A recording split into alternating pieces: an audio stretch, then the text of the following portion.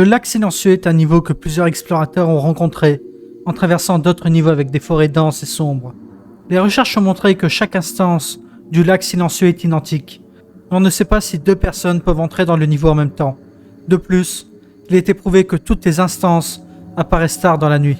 Le lac silencieux est une étendue d'eau, étrangement calme et sans vie, qui maintient une température glaciale, quelle que soit la chaleur environnementale. D'autres rapports sur le lac font état d'une étrange odeur métallique qui en émane. Lorsque l'on se trouve dans un rayon encore inconnu du lac silencieux, comme son nom l'indique, toute forme de communication vocale devient extrêmement difficile. Le lac agit comme une sorte de trou noir pour lui, siphonnant tout type de son dans ses profondeurs. Quiconque s'est attardé autour du lac silencieux, pendant de longues périodes, a constaté une perte aiguë de la parole. Ce mutisme partiel ou complet pouvant durer de quelques heures à plusieurs mois. Dans de rares cas, les individus ont développé des symptômes similaires à l'aphasie, ou ont rapporté des rêves dans lesquels leur propre voix était utilisée contre eux. Si quelqu'un s'immerge dans l'eau du lac, les vibrations sur la surface ont été décrites comme affectant l'individu. Dans de rares cas, les gens ont noté des chuchotements et une myriade d'autres bruits, remontant le long du corps, ce qui a été attribué aux vibrations. Au fur et à mesure que l'on s'approche du centre du lac, des chuchotements et déchirements deviennent de plus en plus forts. Il est fortement déconseillé de s'immerger entièrement dans le lac silencieux, car les oreilles seront inondées d'une cacophonie de cris, de chuchotements et de bruits divers semblant tous provenir des environs. Adam Dome, 25 avril 2025. Un journal d'exploration du MEG a été récupéré. L'agent Bennett règle la mise au point de sa caméra corporelle. La caméra vacille avant de se stabiliser. Voilà, enfin. Je suis ici pour documenter l'une des villes abandonnées du niveau 445. Je ne sais pas trop pourquoi, mais le QG m'a envoyé pour documenter leur existence possible. Et c'est tout ce qu'ils ont dit. Les conditions sont actuellement normales pour le niveau. L'air est légèrement frais et humide, mais aucun des points de repère signalés n'est visible.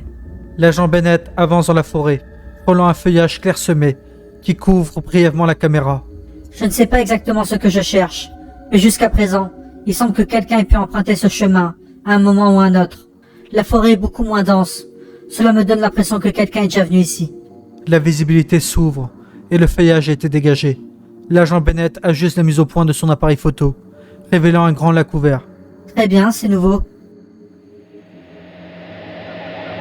Nous sommes le jeudi 10 avril 2025 à 8h29 et j'ai le visuel d'un nouveau point de repère La voix de l'agent Bennett est coupée.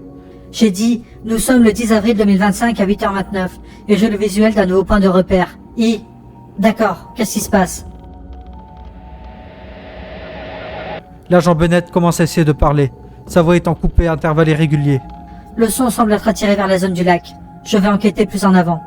L'agent Bennett s'approche du lac et une fois sur la rive, elle s'agenouille et sort de son sac 3 petites jarres en verre qu'elle remplit d'eau. D'accord, ça devrait être en... L'agent Bennett hésite avant d'enlever son gant et de plonger sa main dans l'eau. Vers le bord du cadre, on peut voir des ondulations se propager sur le lac. L'agent Bennett ne les remarque pas, on n'y prête alors pas attention. L'agent Bennett retire sa main de l'eau et sort son stylo et son bloc-notes. Elle écrit « Il me semble que plus je me rapproche de l'eau, plus les effets d'altération de la voix sont puissants. Je ne sais pas si c'est un effet de l'eau ou de la zone elle-même.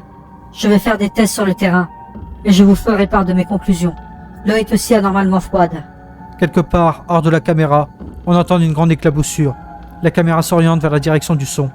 L'agent écrit « Je ne pense pas être seul ici. » La caméra fait un mouvement brusque vers la droite, avant que l'agent Bennett ne plonge dans le lac. Des cris, des supplications, des pleurs et une pléthore d'autres bruits s'ensuivent. Alors que l'agent Bennett tente de nager jusqu'à la surface, la caméra fait un panoramique vers le bas, révélant une masse noire et amorphe sous l'agent Bennett. Une main mutilée émerge de la masse et saisit la jambe de l'agent Bennett. L'agent Bennett tente de s'enfuir à la nage, mais elle est entraînée plus bas. L'appareil photo de l'agent Bennett est délogé, mais commence à flotter sur la surface. Fin. Ce journal a été récupéré par un passant sur les rives du lac. L'agent Bennett est actuellement porté disparu. Avis du MEG, suite à la découverte de cette cassette, le niveau 88 a été jugé inhabitable, à éviter à tout prix.